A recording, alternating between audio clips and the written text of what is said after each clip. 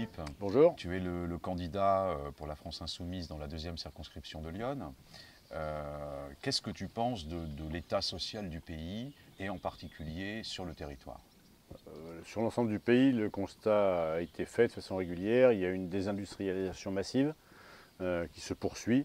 Il y a une explosion des inégalités qui sont aujourd'hui devenues insupportables pour ceux qui sont relégués dans la frange la plus difficile en matière de conditions de vie de cette société. Ça, c'est le cadre général. Le développement de la misère, de la pauvreté, 9 millions de pauvres en France. C'est inadmissible, incompréhensible dans un des pays les plus riches du monde. Puis dans la circonscription, ça s'illustre par le sentiment d'abandon, mais qui est fondé, sentiment d'abandon qui est lié à la fermeture des services publics, à la fermeture des entreprises, le début de la disparition de la paysannerie dans notre région, et puis le sentiment qu'aujourd'hui on est trop loin de tout pour pouvoir avoir accès à l'éducation, pour pouvoir accès à la santé, et tous ces désordres sociaux contribuent aujourd'hui à ce que les citoyens aient tendance à perdre espoir. Alors, dans ce cas-là, dans le cadre du programme de la France Insoumise, qu'est-ce que vous proposez pour remédier à ces difficultés sociales?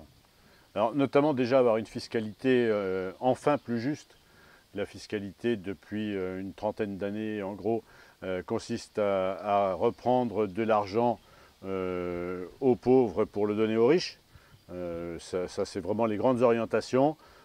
Et ces riches, non seulement ils n'investissent pas en France, mais ils placent ça dans les paradis fiscaux, ils placent ça dans les pays dans lesquels on peut exploiter la main-d'œuvre dans des conditions encore plus insupportables que ce qu'on fait chez nous, que ce soit dans tous les domaines, que ce soit dans le domaine du salariat, mais c'est vrai également dans le domaine de l'artisanat, du commerce et des professions libérales en général, excepté les professions libérales en haut de la société qu'on connaît.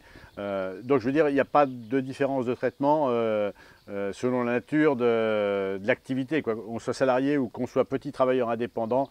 On a vu il n'y a pas très longtemps la révolte des chauffeurs de taxi parisiens, notamment avec l'ubérisation de cette société. Ça c'est quelque chose qui aujourd'hui doit absolument être contrecarré. Donc pour arriver à ces objectifs, il faut que cette fiscalité sorte de cette spirale infernale, qu'on revienne à une fiscalité plus juste, donc qu'on abandonne les 5 tranches d'impôts qui sont aujourd'hui validées depuis 2 ans, pour revenir à 14 tranches d'impôts qui seront de plus en plus progressives, pour que l'impôt soit effectivement prélevé auprès de ceux qui ont le plus de capacité contributive. Ça, c'est la première chose. Et puis que la CSG, qui aujourd'hui va être augmentée, parce que c'était le programme du candidat Emmanuel Macron, donc par le président Emmanuel Macron, cette CSG qui va frapper notamment les retraités, les salariés les plus modestes, les travailleurs indépendants les plus modestes, de façon aveugle, cette CSG soit progressive et alignée sur le barème de l'impôt sur le revenu pour que la fiscalité soit la plus juste et que le consentement à l'impôt soit enfin assis sur une vraie justice sociale. D'accord. Et alors en matière d'emploi, parce que c'est quand même un problème central de la société française, quelles sont les propositions de l'avenir en commun?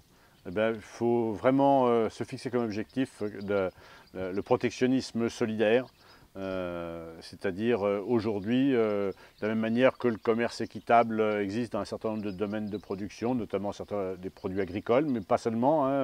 Dans d'autres produits aujourd'hui, on voit se développer un commerce équitable. Eh bien, de la même manière, le protectionnisme solidaire devrait se mettre en place pour que les produits qui sont importés ne soient pas fabriqués dans des pays dans lesquels les conditions sociales, les conditions générales d'accès à l'éducation, d'accès aux éléments les plus basiques pour n'importe quel humain sur cette planète soient respectées. Et donc c'est ce qui donnerait un sens au commerce sans pour autant dire on ferme les frontières, parce que ça pour le coup, ça n'aurait pas de sens. Et donc voilà, le protectionnisme solidaire, c'est un mot qui a un sens, qui remet au centre la justice fiscale, la justice sociale, la justice économique, et écologique bien évidemment, parce qu'aujourd'hui on s'aperçoit que parmi les produits importés, il y en a beaucoup qui sont fabriqués avec des dégâts sur l'environnement et la santé des populations qui sont considérables. Et ça fait partie des mesures qui accompagnent le protectionnisme social Et solidaire. sur le temps de travail, est-ce qu'il y a aussi une position claire de la France insoumise?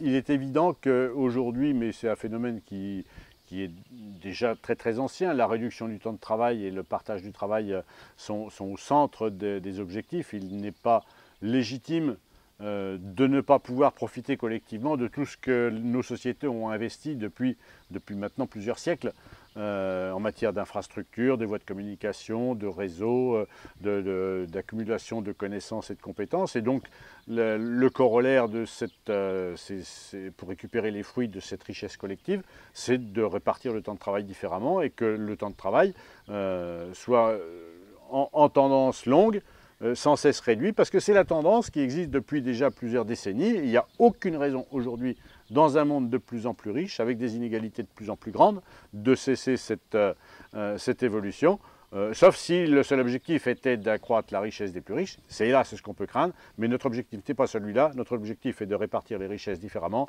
de façon plus équitable, plus acceptable, surtout parce qu'aujourd'hui, la colère qui s'est manifestée pendant les dernières présidentielles, notamment, a pour origine cette explosion formidable des inégalités qui sont devenues aujourd'hui injustifiables. Comment on peut justifier qu'une personne gagne 500 fois, 1000 fois plus qu'une autre? Rien, ni les compétences, ni la quantité de travail. Donc vraiment, c'est quelque chose qu'on doit absolument arrêter.